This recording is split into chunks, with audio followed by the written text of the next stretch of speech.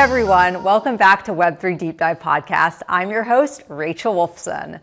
I've got a really exciting interview lined up for you guys today. Today, I am speaking with Richard Jones. He is the CEO of Bitline. And I'm also speaking with Thomas McDonald. He is the Corporate Senior Director of Cage and Credit at Choctaw Nation of Oklahoma. So today, we are actually here at the Choctaw Casino and Resort here in Oklahoma. And we are speaking all about digital assets and how those are being used here at a traditional casino. And this is actually a really interesting interview because digital assets are actually being integrated into the casino. So they're not just being leveraged, but Bitline is actually integrating into Choctaw and letting people use those digital assets in different ways. This is a really interesting interview, and I encourage you guys to listen to the entire episode to learn all about this integration and how digital assets are transforming the traditional casino industry. Okay, before getting started with today's interview, I also want to take the time to thank the sponsor behind Web3 Deep Dive Podcast. KulaDAO is the official sponsor behind Web3 Deep Dive, and we're just going to take a minute to find out how Kula is innovating in the blockchain sector and what they're doing in the industry. Kula is a decentralized impact investment firm that transforms overlooked assets into shared prosperity and thriving communities by reshaping how value and opportunity are recognized worldwide.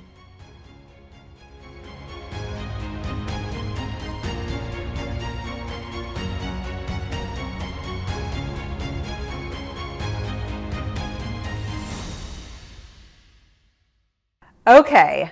The moment you guys have all been waiting for, but before we get started with the interview, I want to take the time to let you guys know to like this podcast, subscribe to the channel, especially if you enjoy the content that you're seeing today. Don't want you guys to miss anything, and I want you to stay up to date on all the content that I've got coming out, so definitely hit subscribe. And without further ado, let's get started with today's interview. Hey Richard, hey Thomas, how's it going? Good, Rachel. Fantastic, thank you. Yeah, well, thank you for joining me today. And we are here in Oklahoma at the Choctaw Casino and Resort. Super excited to be here. Yeah, welcome to Durant. Appreciate you having the time to be with us. Well, I appreciate you hosting me here. This is awesome. Yeah, cool. Well, before we get started, I want our listeners to know a little bit about yourselves and the background, your background. So Richard, how about you kind of kick us off? Tell us a little bit about yourself and what you're doing. You're the CEO of Bitline. Yeah, so currently the CEO of Bitline. Have been in the technology space for probably since about 2013, mostly in the mobile application development space, and then later branching out into products more related to banking and eventually cryptocurrency. And that pathway kind of led me here to where we are today. And definitely pleased to have the Bitline product here with Choctaw Casino. Right, yeah, wonderful. And then what is Bitline doing also? Basically, Bitline is a platform that allows cryptocurrency holders to use their digital assets to acquire casino floor liquidity in a very secure, quick, regulated, and easy fashion. So they're able to construct transactions through our platform, which communicates with the Choctaw platform. And at that point, once a person's kind of gone through all of the required KYC, AML, and the transaction monitoring to make sure that all of the crypto is kosher and good to be used, at that point, we issue a barcode, which is then taken to the casino cage. And at that point, they'll do a second layer just to kind of check that all the information is good, and then issue casino chips. Wonderful. So this is basically available, 365 days of the year at any time. So Sunday at 2 a.m. to Monday at 9 p.m., 9 a.m. inside of banking hours and outside of banking hours. There's now this new facility to be able to use those digital assets to acquire floor liquidity at any time to the convenience of the user. Great, wow. And Thomas, tell us a little bit about yourself and what you're doing at Choctaw. Sure, I'm the Corporate Senior Director of Cage and Credit for Choctaw Nation of Oklahoma. So my responsibility is to provide support to the casino cages and the credit department at our 23 properties. So part of that responsibility is I oversee the fintech solutions that we offer here at Choctaw. And that was part of the process when this opportunity came sat down, spent some time with our fintech vendors, got to know Richard, worked through the process. So that's how we connected, and we've been working on the product for about 3 years in order to get it to the point where we're ready to launch. So here we are. Very highly regulated spaces that we're working inside of, between the fintech aspect and the casino aspect. So there's definitely a lot of work to be done to make sure that the product aligns appropriately with the requirements there. Got it. So Richard, tell us a little bit about how Bitline is being implemented here at Choctaw. Sure, no problem. So basically, our platform is connected into their cashier platform that's being used at the cages. So we have an app that stands on the outside of that product that actually handles the inbound transactions from external wallets into a local Bitline wallet. In that process, obviously, again, there's a lot of KYC, AML, and transaction monitoring that's taking place so that a person can first establish that Bitline wallet, fund it, and at that point be able to make a transaction with the Choctaw Casino here. So at the point where a person has funded their Bitline wallet successfully, then they'll create that transaction, which then goes into another corporate holding wallet at the time that that transaction is basically sent in to the Choctaw Casino. The managers definitely have to give an approval to any pending transaction before the patron can actually move forward with the transaction. And then at that point, once that approval has been given, they can finalize or activate that transaction, which will issue that barcode. Once the user has the barcode, then they can simply walk up to the cage, and it's probably takes about a minute, the process start to finish, once a barcode's been issued, for that patron to be able to get chips and to start playing and enjoying the casino experience here. Got it. So you're allowing people that have crypto to come in and use their digital assets, put those to work at Choctaw Casino. So what problem are you solving here? I mean, why, people come in with fiat and US dollars and they gamble with that. And so why digital assets? Well, I think first part for the casino's benefit is I don't think, say the people that are involved in digital assets and blockchain, they're very risk averse overall. So they tend to be people who would have a tendency to gamble a little bit more, say, than the next person. We're also giving an opportunity to use those assets to create a cash instrument for themselves, but without actually having to sell that particular digital asset at the time of transaction. So it's constructed as a conditional sale. So as they go through the process, win or lose, etc., they have the opportunity to either settle with those assets, or they can settle also with another financial mechanism as well, in the case where there's a necessity to avoid, say, any taxable event. So what we're doing is allowing them to put those assets to work without necessarily selling or using that asset, so they can maintain the value of their Bitcoin, Ethereum, or they can also use stablecoins if they want. We also accept Tether and Circle. Got it. So you're kind of allowing instant liquidity for people that don't want to sell their crypto. They can come to Choctaw and use that to gamble and possibly get liquidity out of it, right? Absolutely. Or not. I'm rooting against, no offense. Yeah. No, without a doubt. And obviously, we're attending to a very specific client base today. However, obviously, as blockchain becomes more adopted across different kind of genres and demographics, then I think you'll see a lot of people kind of leaning towards these types of transactions. I also think that from a casino point of view, crypto has always been kind of a scary topic and for a long time. But when you really dig into the nuts and bolts of the capabilities of transaction monitoring on the blockchain, I think for the first time you get pure transparency on the start and finish of where, say, a crypto dollar started or was minted, per se, to the point where it's actually ending up, being put for use at this casino. So the Choctaw Casino actually has full visibility of every aspect of what's happened with that crypto, where it's been in the world, if that was started in 2008, or if it started yesterday. So where it's been split up, where it's been sent to a friend, where it's been used to buy maybe a pizza, whatever that might be. So that's one of the great capabilities of blockchain. And I think one of the real good things for the casino to have as a tool to be able to understand where funds are coming from. Definitely. So Thomas, what are your thoughts on all of this? So by the way, Bitline was implemented here at the casino in March. Correct. So it's just been a few months maybe. Correct.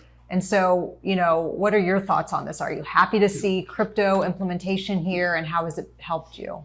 Well, big part of what we did, and with the partnership that we worked on, like Richard said, it's scary for gaming regulators to say, "Oh, okay, crypto's in there." There's a lot of misnomers out there about, everybody's seen movies. They think that it's the evil dark web, and that's what it is. And when we really had an opportunity to look at the blockchain reporting and doing the reviews and the level of detail and the amount of flags that could pop up. For me, and because I was a skeptic at first also, they had to convince me. They had to work pretty hard to explain why this was safe. So they convinced me that we were in pretty good shape, and then was able to pass that confidence along and explain it to our regulators. And they looked at it and they felt good about it. So one of the pieces that it's really, I guess, kind of how our marketing works and how we market the product, versus what we're actually doing in transparency. I'm not touching the crypto assets at all. The tribe did not need to open up a crypto wallet. Richard and Bitline are handling all those transactions in and out.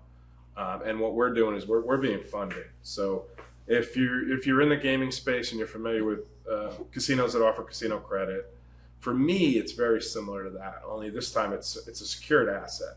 Where normally I'm issuing markers and they're not secured. I'm waiting to see, is there going to be money in that account when I send that check for deposit? Where here I know that if 30 days go by and the person hasn't made the payment with Bitline, I know that they've secured funds for that with their hold, and then they can liquidate that and they can make the payments, to us. So it's a secure, as an option as it is. It's very low risk for us. Also having access to all the reports and us doing traditional due diligence reviews and know your customer reviews that are required throughout the casino industry. We have a chance. We know more about the guests coming in than we do any customer that's coming in with cash. So interesting. It's really helpful for us from a regulatory standpoint. Right. And now you mentioned when we were speaking earlier, we're right outside of Dallas, basically. Correct. And I think that there was a report that you guys did where was it like 40% of people in Dallas are crypto holders, and that's kind of the customer base? Yeah, I'm trying to dig it up for you, Rachel, so that I can accurately reflect it. But yeah, what we saw was it was information that was done in surveys prior to the last presidential election.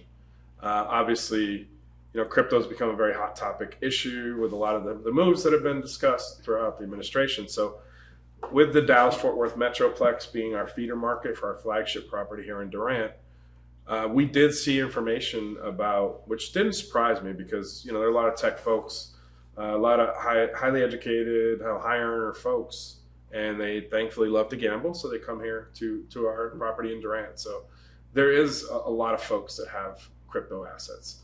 And that's out there through that research that was done by those pre-election pollers. So we had already been working on it for quite a long time. Absolutely. So that question came up when we first launched. We got a lot of folks that were asking me, did we do this because of the timing of an announcement that the administration had made? Because it was literally the day of, or the day after. Yeah, it was really close to that. Yeah, but it had nothing to do with it. We had been working on this process, and it came down to us picking a random day to do a launch of it, and it's really when our travel schedules worked. So that we could be here, our fintech partner could be here, and we just randomly picked it out of thin air, and it just turned out that all of a sudden, so of course the talk in the crypto world and the regular gaming world was, they must have done this because of this, but there was a lot of work that went into it. Obviously, it was probably somewhat helpful for what we were trying to obviously do here. And it got extra attention, so a little extra attention, and obviously a lot to more institutional, say, media stuff with inside the gaming circle, so to speak. So, but obviously, little by little, the effort is to get this to a much wider group, specifically in the crypto space as well. And just to let people know that, hey, this is available here. And obviously, this is the first of its kind where this type of direct integration has ever happened to be able to provide floor liquidity as we're doing now. So, right.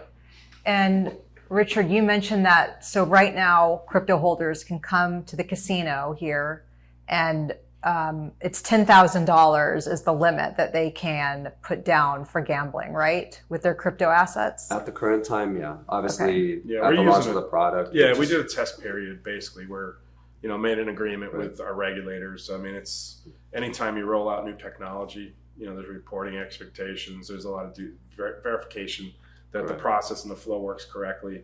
We've been working together, cleaning up some of the UX pieces for the, Absolutely. How the product works and some of that flow. So the intent is to increase it substantially, because once we've proofed out that to everybody that regulates us and looks at it, that, we're good, everything looks good. I see this as a replacement, honestly, or an opportunity, not a replacement, an option for folks that traditionally would be credit customers that may not want to go through the entire casino credit application process, where they'd be able to, to get funds into the property. Richard, of course, he's a good salesperson and a business owner, so he'll tell you 24/365. We can get you going in 5 minutes. Yeah.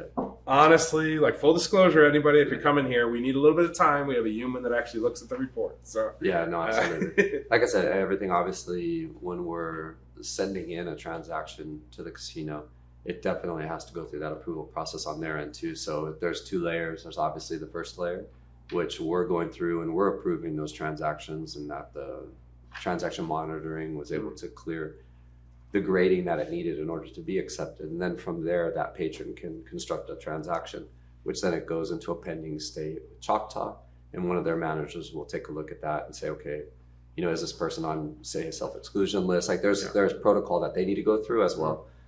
When we talk about having transactions done in minutes, it's really kind of once you're past that approval, that second approval, at that point, the process is literally a minute, more or less. So, and we found too that during our testing, stablecoins, as quicker. far as the ability to get the blockchain reporting, are way faster than Ethereum and Bitline. Absolutely. So it's a substantial difference. Absolutely. Why is that? Well, there's the network dependency on the Bitcoin, right? So we're still depending on the transactions to be confirmed, how many confirmations, et cetera. So there's some, say, time in between the construction of that transaction and actually landing. So Bitcoin taking the longest, Ethereum obviously is a little bit quicker. Older Bitcoins too, right? Like the age of the coin and how much it's moved also probably does influence it a little bit, right? I think most has to do with the amount of demand on the network. Okay. And I think when we were actually looking at some of the transactions, some of the test transactions, it was right around the time when there was a lot of buzz with what the administration was going to do. Right. So the activity on the Bitcoin chain was pretty substantial. But it's still fast. Yeah, stablecoins, they're pretty much stablecoins are amazing. They're instant. Yeah. So they're great for that. Ethereum too. Ethereum performs very well. So obviously, with the 4 that we have, Bitcoin is the gold standard in terms of cryptocurrencies or digital assets, right? So most people are going to be holding that, and that's where most people can take advantage of being able to leverage that Bitcoin in order to make transactions. So my question is, if somebody came in and they wanted to use Bitcoin or Ethereum, these volatile crypto assets, how does that work with the volatility? Because stablecoins are tied to the US dollar, so that makes sense to use USDC or USDT, Tether or Circle. But with Bitcoin, if someone comes in and puts down $10,000 worth of Bitcoin and then it goes to 7,000, how does that work? Well, as part of the platform, we actually built in the capability to manage those types of volatilities where we're discussing non-stablecoin assets. So when a patron actually makes a transaction, what they'll do is they'll apply a larger amount of digital assets and actual chips that will be issued to them. So basically, we're at a factor of 2 to 1. So if I wanted to get $100 in chips, then I would basically post $200 in Bitcoin in order to get that transaction taken care of. Now, what that extra amount does is provides that buffer of liquidity in the case that there's any kind of flash drops in the value of any of the currency, whether Bitcoin or Ethereum, then we obviously have the ability to notify the patron first along the way as it drops. And there's settings in the system that, hey, if it's gone down 20%, we're going to send you a notification through SMS, internal notification, email, and let you know, hey, this value is dropping at a relative rate, so you might want to take a look at posting more liquidity to keep your transaction in balance. As it goes along, if it gets to a 20% over the amount of the value of the chips that were actually issued to the patron, at that point, then we go into an auto liquidation to make sure that obviously the fintech that's supporting the payments, as well as Choctaw Casino, are protected in the amount of chips that were issued to the user. The rest of the remaining balance would be pushed back into the player's actual wallet, into their Bitline wallet. Got it. Okay. So we have that protection built into the platform. Okay. And then my next question is, so if somebody comes here and they put down $10,000, which is the max that they can put down right now, and then what if they don't use that full $10,000 to gamble, or with the casino, if they use like $5,000, does that just stay as a credit here where they can come back and use it? Like, how does that work? If you want to speak to that. Yeah, well, they really have two options. So they can leave that additional $5,000 in the Bitline application. Mm-hmm. So then that way they could come back over multiple trips and utilize that same initial transfer. Or they can make settlement with Bitline. They can, wire, credit card, whatever it might be. Or they could say, hey, go ahead and liquidate the value of the balance, and then whatever that net difference would be sent back to them. Oh, sent back to their wallet. Yeah. Okay. Yeah, they have there's 4 ways basically a transaction gets closed. They can close with their digital assets. I mean, a minute after they made the transaction, if they wanted and paid that there. They can also use an alternative method of payment. So it can use a fiat method such as wire, RTP, card transactions, or others. They can avoid actually selling that digital asset in a case where there might be tax implications or something else. But we have that mechanism there for them as well to close that transaction. They can also gestate that transaction out to 30 days. And once that happens, much in the way as the flash drops, will automatically close the transaction on their behalf. Mm-hmm. And then the time frame is over. So the casino at that point is. And for us as the casino, literally once we do that withdrawal at the cage, we're done with that part of it. If you have a balance and you come back, do another transaction, great. But it's no different than cashing a check. We currently don't utilize the technology. We may down the road where we'd be able to take a settlement. Yeah. It's something we've talked about. We looked at it initially. We do have that available, but at the current time they wanted to keep this very simple and make the mechanism easy for all parties as a starting point. Got it. Now, Richard, we also spoke about how these are not taxable events. When someone comes and they put like $10,000 worth of crypto and then they use that to gamble.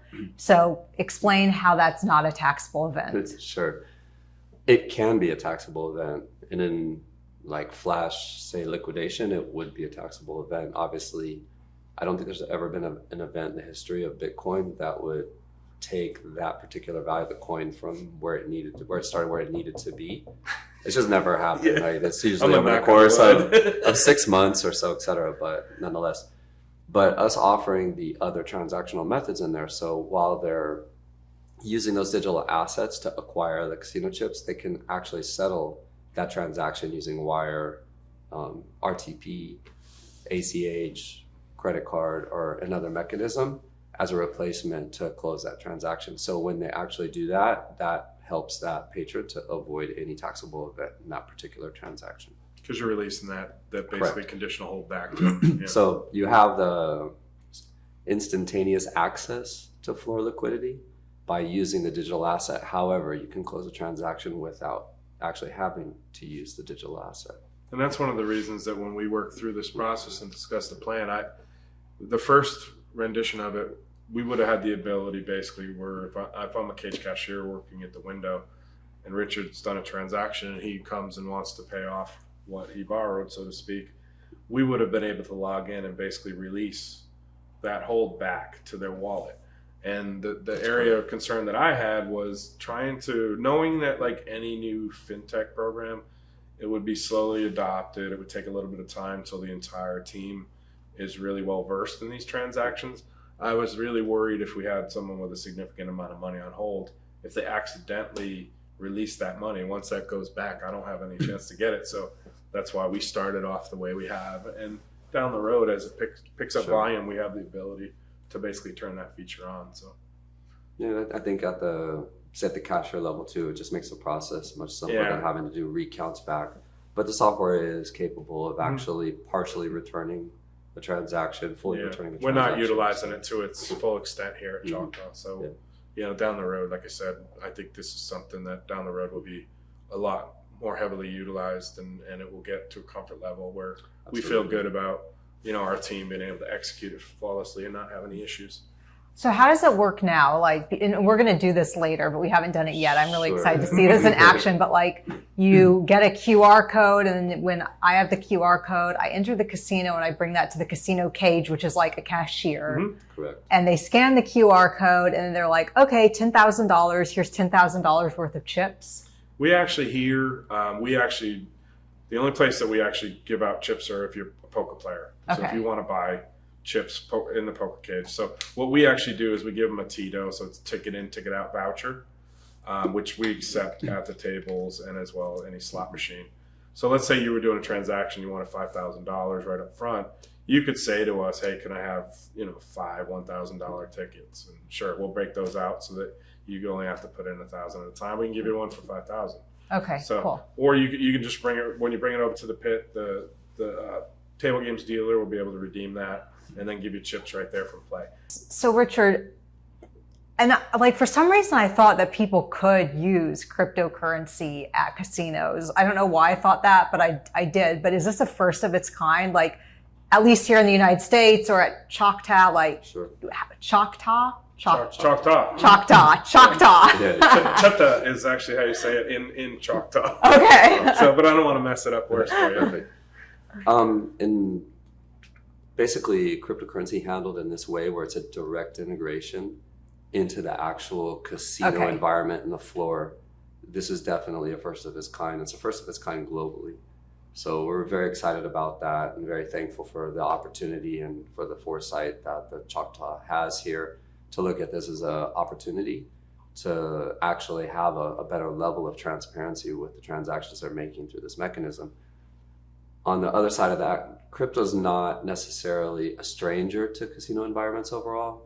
Mm-hmm. There are different types of wallets, crypto ATMs, and where cryptocurrency has been used to do, say, more microtransactions, and basically through 2 steps, but they're external to the actual integrated experience that you would have in a casino. So that's the differentiator in terms of the product we have. Got it. Did it take a long time to get this whole, with the regulators and settled to have Bitline actually integrated into Choctaw? Yes. I think I made it harder on Bitline, honestly, with expectations of what we thought would work the best. Like I said, I was kind of using my old compliance hat and trying to be a cynic throughout the process. I'm thankful for that. Yeah, you have to. We proofed out a lot of things. We help us build a better product. Yeah, I think we have a pretty good product right now. And then, trying to get my executive leadership team to really understand it. And we actually did a road trip with our fintech lead that was handling this project, and we were looking at some other products in casinos in California and Nevada, and we get a chance to really talk deep about what this could be and exactly how it worked, and it made a lot of sense to her. So that we got the green light to go ahead and then our regulators, they just trying to explain it to them. We had a couple of different meetings with them, explaining it to our revenue audit team. All the usual folks, the compliance folks.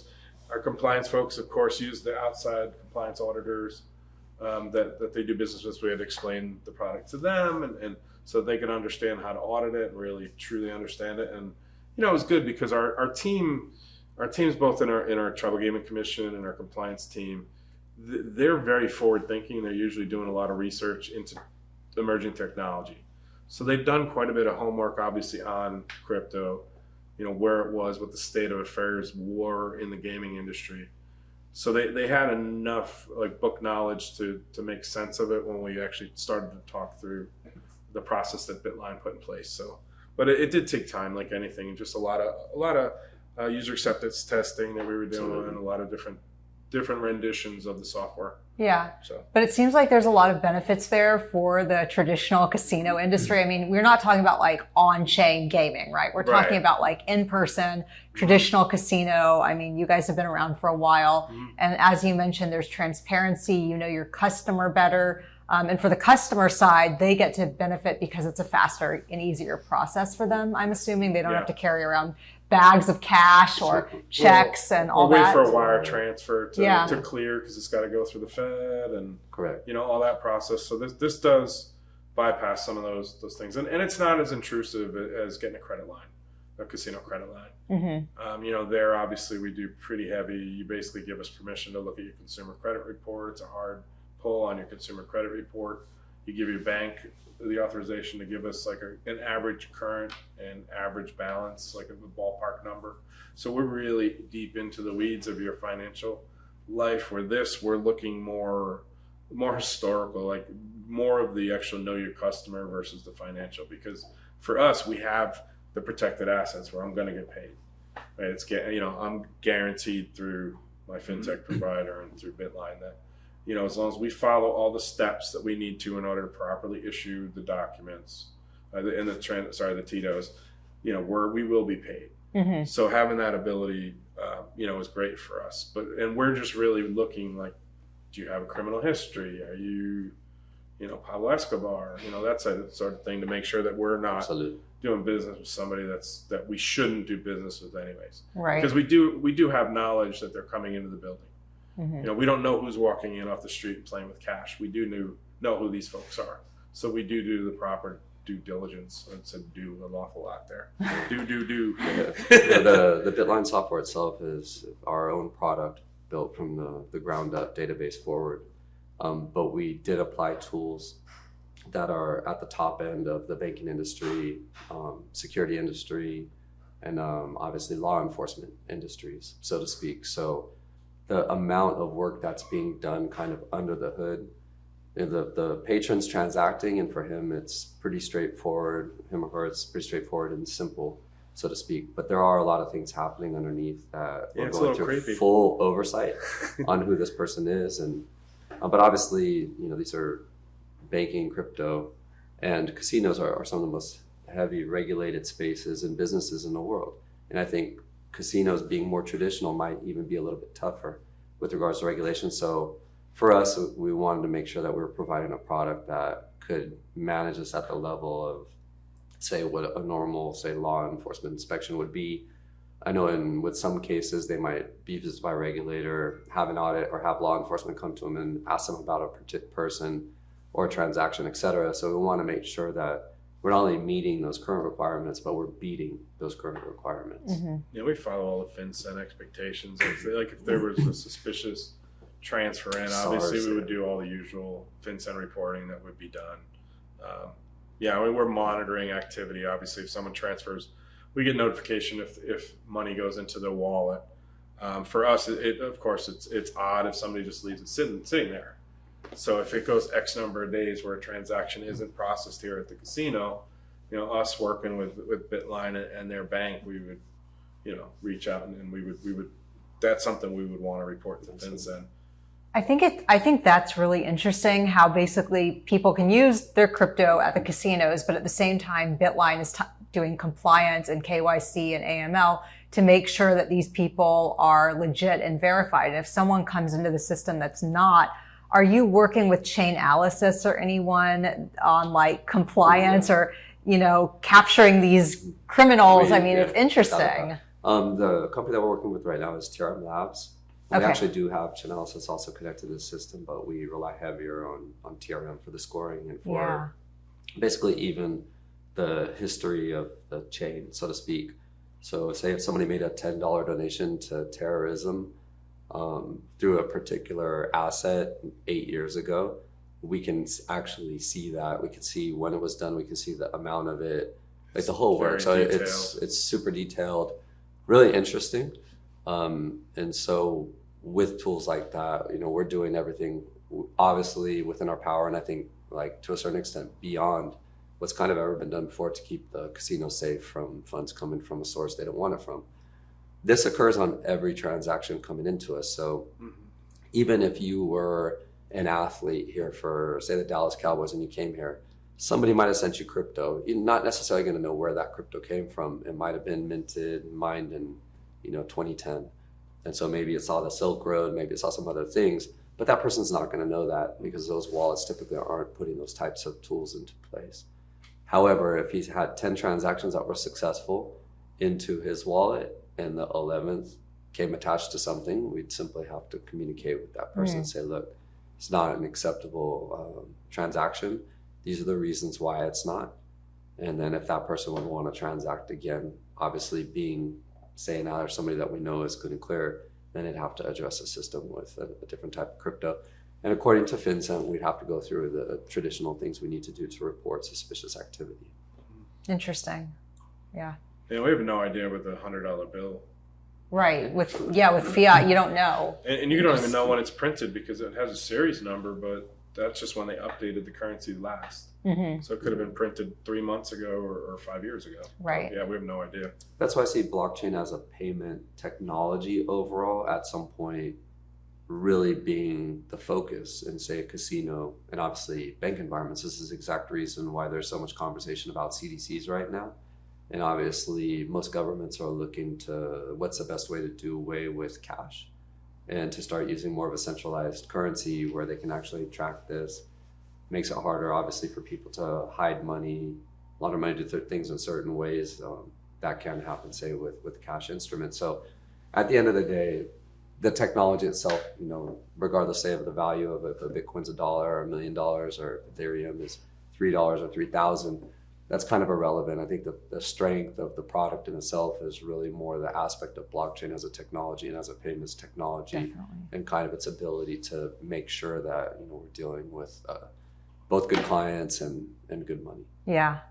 I don't think cash will ever go away from the casinos, though. I mean, there's a lot of different bits and pieces for obvious reasons and just because of that's just part of gaming. But there's a lot of opportunities, and the hot topic is always cashless gaming, right? Like, how are we going to make it cashless? And there's products that we utilize, to try to reduce the amount of cash. And everybody always asks me to try to guess what percentage of transactions eventually will be cashless. And I don't know, it's a fool's errand. It probably depends on the year. I've been in gaming for a long time. When I started, we didn't have bill acceptors and slot machines. So, when bill acceptors came in, first of all, they weren't real consistent. They misread bills a lot. Which is crazy. You don't think of that now. And they weren't really well received. And then the same thing when you went to the voucher, the ticket in, ticket out technology, that was not loved. The people were used to tokens and coin. And that basically the gaming industry forced people into it. I don't know that we'll ever force people into cashless just because of the nature of the business. But, I would not be surprised if at some point in time in my gaming lifetime, we get to, maybe if you look at the growth of, say, like Apple Pay, that's kind of probably the trend of what you're going to look at. And I think also the permeation of iGaming, it's might have reached its limit right now nationally with being legal in 7 states, but everybody assumes that's the direction eventually it will go. I don't believe it's going to eliminate brick and mortar casinos, but I think the more folks that gamble online, whether it's on sports or slots, they get more comfortable with digital methods of payment.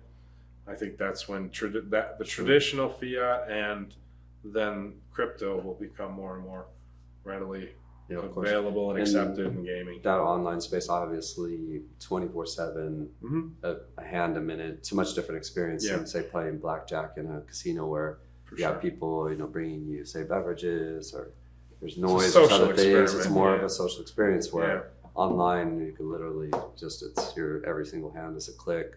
So the volume opportunity in, say, that cashless space is obviously much greater with the onset of online and legalized online gaming in the U.S. So and you kind of look at like the responsible gaming piece of it too, right? Absolutely. So for me, someone that has crypto assets, that's tangible value. That's similar to cash, or someone that's utilizing a credit card to game with, they're putting themselves in debt. So that's one of the things I think regulators out there should really pay attention to and look at. This is a cash equivalent.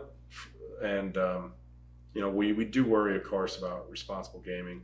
True. Not as much in the U.S. as what you see in Europe, for example. In Europe, I think they moved to no credit cards. Yes. So they're just functional on debit cards, actually. You have to verify. Interesting. You have to verify what the customer's worth is, and then if someone gambles too much, you're going to be fined if you don't stop them from gambling. You have to really basically be their parent and keep an eye on how much gaming they're doing. And that's an extraordinarily old industry there as well. Yeah. They've been in online gaming for the better part, I think, of 30 or so years. Yeah.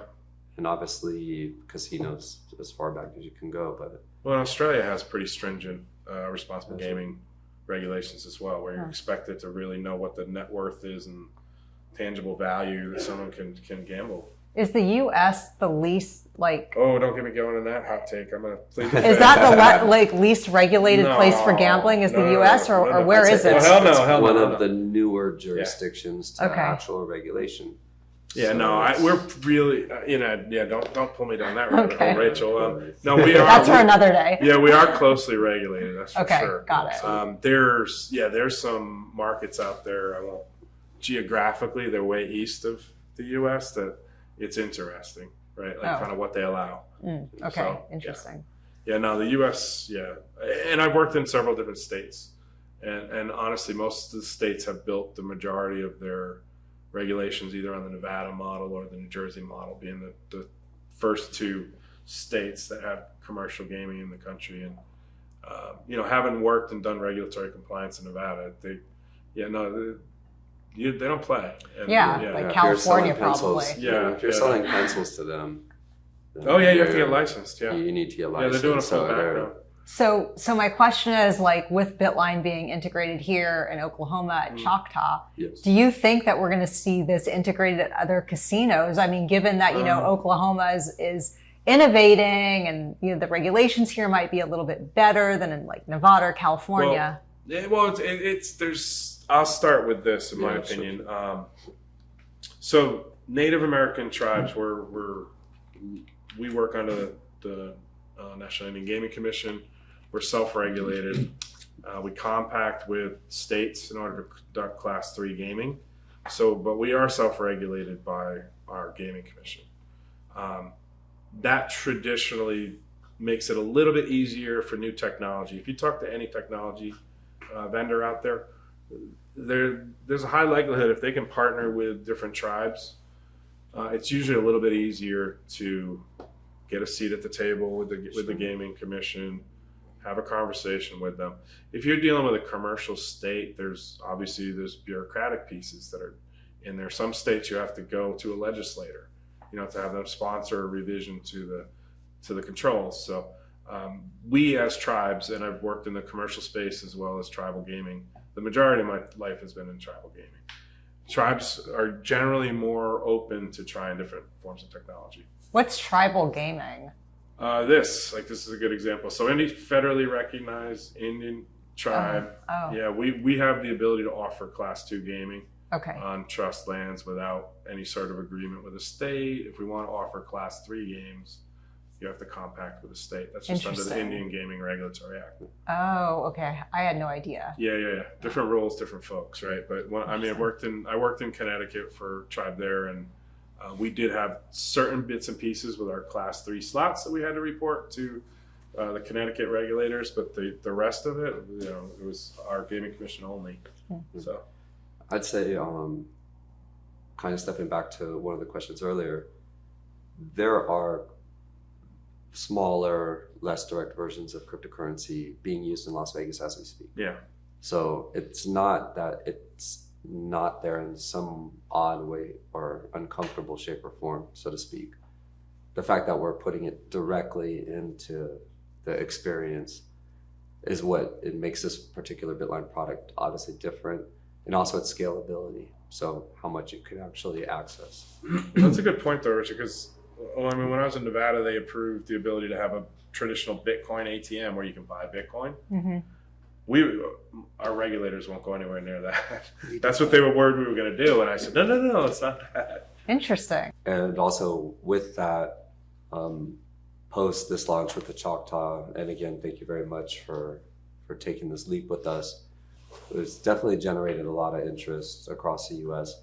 before this launch, we've been in conversations with the biggest brands in the industry, and pretty much everybody's kind of waiting for that first transaction to go. And since that's happened, He settled for the best. Yeah. After talking to the biggest. So yeah, there you go. absolutely. Yeah. So it's been busy in terms of the conversation requests and meeting requests, etc. So Cool. we're excited, and we'll see. Obviously, there's still some bridges to cross there, depending on, you're talking about Nevada, say New Jersey, some of the other heavy regulated areas might be a little more complicated. But again, crypto as a somewhat of a payment method has been on the floor. So I think when they actually take a look at what we're doing in terms of the KYC AML and the transaction monitoring, I think they'll actually like what they see. So Well, just process maps, I think, will make a big difference. absolutely. Because really understanding the process is what took us over the line. Yeah. Wonderful. Well, this has been a really interesting conversation, and I'm really happy that you guys came on the podcast. So before we end, any final thoughts that you want to add? I have one. So Choctaw Casino and Resorts, Durant, Oklahoma. We're an hour and 10 minutes north of the Dallas Metroplex. So come on up, come see us. Looking forward to you coming. And from my end, I just want to give a thanks to the Choctaw Casino tribe for working with us on what I think is really an interesting, new and innovative product for the casino space. And all the people that are localized here, and for everybody that's not close to here, it's a plane ride away, and you have instant access using digital assets, crypto liquidity, like never before. So If you have problems, talk to Richard. Tell me. Well, speaking of, how can people get in touch with you, Richard? Are you on X? Yeah, I have accounts on X. Or how do they get in touch with LinkedIn. Bitline? Yeah, with Bitline. Yeah. We're at bitline.io, Cool. and the information's there. I also have accounts on LinkedIn, on X, Yeah. and pretty much every social media platform, so to speak. So ChoctawCasinos.com. Yeah. And I will say, With an S. there's a great gym here for anyone. You know, I'm a health and fitness person. I'm not. Gym is great. I'm going to try out the spa later. So Yeah, we're trying to get her to eat some like greasy burgers and For some fried people- foods Right. and just that proper. and to see if I No, can the win some property's money on my amazing. USDC. So we'll see about that later. Let's go. Yeah. Yeah, it's an amazing property, and again, thank you for having us Yeah, over thank here you. for this. I really appreciate Yeah, no, it. and thanks to our team here, our marketing and our PR teams for getting us set up and working with us. Yeah. So thank you so Cool. much. Phenomenal. Yeah. Thank you very Well, much. thank you again. And I hope our listeners reach out for them to learn more. This is Thanks, great. Rachel. Thanks, Absolutely. guys. Thank you so Thank much. you. Bye.